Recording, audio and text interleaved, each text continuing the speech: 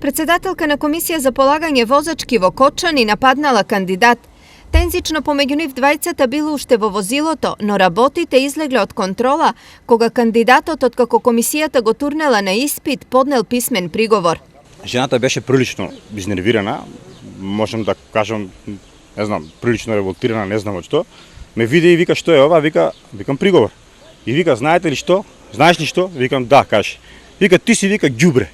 Ти си вика партал од возач. Со тие зборови и вика ти свесен ли си на колку приговор му поднесуваш?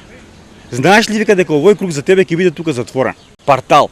Тоа у континуитет. Јас у таа една минута додека таа дрско се однесуваше, вулгарно се однесуваше, едноставно бев шокиран. Прво не знаев што ми се случува, каде сум и едно време и кажав само дека сум странка во канцеларијата, дека не сме така се понаша со мене.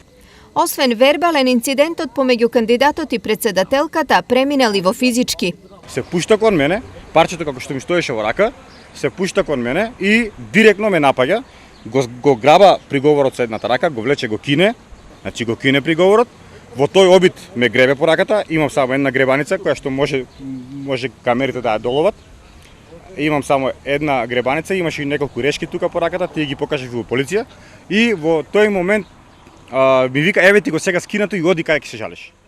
Инцидентот веќе е пријавен во полиција и за она што се случувало меѓу кандидатот и председателката на испитната комисија ќе има и официјална истрага. Во меѓувреме од испитната комисија останаа воздржани за јавен коментар, кратко информирајќи дека вистината за случајот била сосема поинаква.